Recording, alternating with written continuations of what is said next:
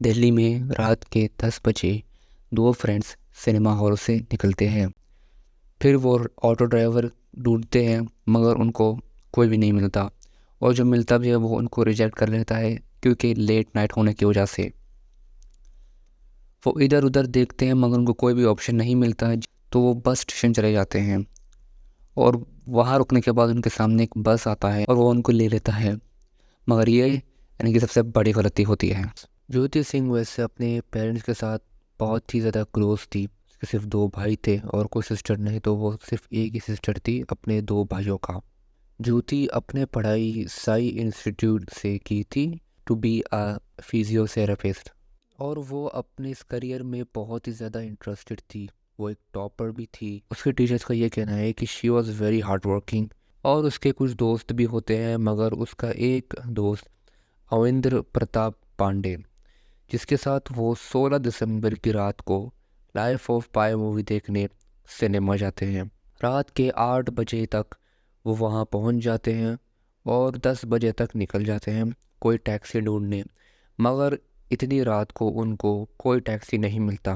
वो आसपास के ऑटो ड्राइवर से भी पूछते हैं मगर वो मना कर देते हैं। इसके बाद इनके पास सिर्फ एक ही ऑप्शन रह जाता है, किसी बस में बैठ के घर पहुंच जाना। ये लोग बस स्टेशन में खड़े होते हैं और प्राइवेट बस आ जाता है और इनको ले लेता है। उस प्राइवेट बस में 6 बंदे होते हैं और वो एक दूसरे के दोस्त या गैंग की तरह होते हैं।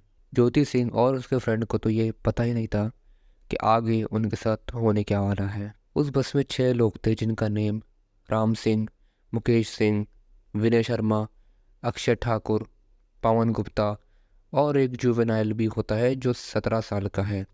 उसके बारे में ज़्यादा इन्फॉर्मेशन रिवील नहीं की गई। राम सिंह बस चला रहा होता है और वही 17 साल का बंदा उनको बस में बिठा लेता है। इन्होंने पहले बस निकाला कि ये किसी को लूट लेंगे।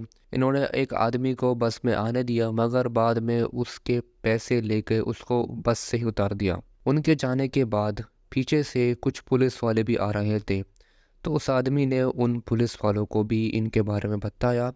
मगर पुलिस उस आदमी को ब्लेम करने लगे क्यों क्यों वो इतनी रात को प्राइवेट बस में गया। पुलिस ने इस चीज़ को ज़्यादा सीरियसली नहीं लिया और वो चले गए। बाद में इन्होंने जब ज्योति सिंह और उसके फ्रेंड को देखा तो रुक गए और उनको ले लिया। फिर जब वो बस में बैठे तो कुछ ही मिनट्स बाद उनके गैंग में से एक ज्योति पर जोक्स मार रहे थे, जो उसके फ्रेंड अविंद्र प्रताप को पसंद नहीं आया और लड़ाई शुरू हुई। प्रताप ने उनमें से आधों को तो बुरी तरह मारा, मगर जो ड्राइवर था वो एक आयरन रॉड उठा के प्रताप को मारने लगता है, जिससे प्रताप को डिजीनेस हो जाता है और वो बेहोश हो जाता है। और प्रताप के पैर में भी बहुत ज़्यादा इंजरीज होती है। ज्योति ये देखकर डर जाती है, फिर फ़ोन करने की कोशिश करती है मगर उसके पास से फ़ोन ले लिया जाता है।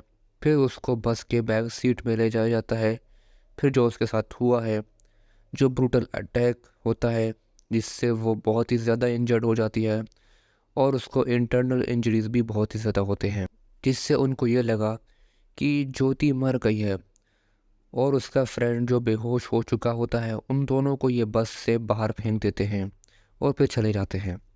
फिर जब उसके फ्रेंड की आंख खुलती है, वो सबसे मदद मांगते हैं मगर वो पूरा ब्लड में होते हैं। कुछ लोग ये देखकर डर जाते हैं और इग्नोर कर लेते हैं। फिर कुछ दो लड़के उनकी मदद कर लेते हैं और पुलिस को कॉल कर लेते हैं। उनको फिर हॉस्पिटल शिफ्ट किया जाता है। उसका फ्रेंड प्रताप रिकवर कर जाता है मगर ज्योति नहीं कर पाती। प्रताप से ज़्यादा इंजरी ज्योति को होती है और उसके बहुत ज़्यादा ऑपरेशंस भी कराए गए थे। दूसरी तरफ जब लोगों को ये पता चला तो पूरी तरह से लोग गुस्से हो गए थे और दिल्ली में प्रोटेस्ट शुरू हो गए थे, जिसके बाद गवर्नमेंट बीच में आई और उस टाइम की चीफ मिनिस्टर शीला दीक्षित थे, जिन्होंने लोगों से ये अपील की कि वो काम रहे क्योंकि ये केस वायलेंस से सॉल्व नहीं होने वाला। मगर लोग गवर्नमेंट पर प्रेशर डाल रहे थे जितना जल्दी हो सके उन कल्प्रिट्स को पकड़ा जाए और उनको जेल में डाल दिया जाए और उनको फांसी पर लटकाया जाए। ये सक्सेसफुली हो जाता है, वो पकड़े जाते हैं मगर इसके बाद उनको सिर्फ जेल में ही रखा जाता है।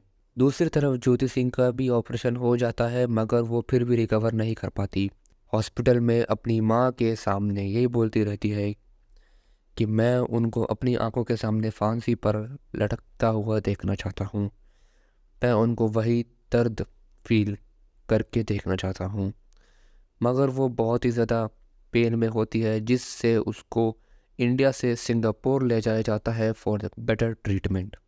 मगर वो बीच में ही बेहोश हो जाती है और ये आखिरी बार थी कि जब वो बेहोश हो गई, क्योंकि न्यू ईयर से सिर्फ 2 या 3 दिन पहले 29 दिसंबर की रात को 4 बजे आखिरी सांस लेकर वो इस दुनिया को छोड़ देती है। उसके मरने के बाद लोग कैंडल लाइट से शोक मनाते हैं और वहाँ की गवर्नमेंट से अपील करते हैं कि जितना जल्दी हो सके क्रिमिनल को फांसी दी जाए, मगर उनको सिर्फ जेल में ही रखा जाता है। और उनमें से एक राम सिंह 2013 में खुद को ही जेल के अंदर ही फांसी लगाकर अपनी जान ले लेता है। दूसरी तरफ 17 साल के जुवेनाइल को सिर्फ 3 साल की सज़ा सुनाई जाती है और बाद में उसे नई आइडेंटिटी देकर रिलीज़ किया जाता है और वो अभी भी ज़िंदा है, वो एक नॉर्मल लाइफ जी रहा है। फिर 20 मार्च के 2020 को उनको फांसी दी जाती है और ये केस यही ख़त्म हो जाता है। मगर इस फांसी के देते वक्त निर्भया या ज्योति सिंह जिंदा नहीं रह पाती और अपने आँखों से इनको फांसी में चढ़ता हुआ नहीं देख पाती। अगर उस दिन कोई भी ऑटो ड्राइवर उनको लिफ्ट दे देता तो आज वो जिंदा होती।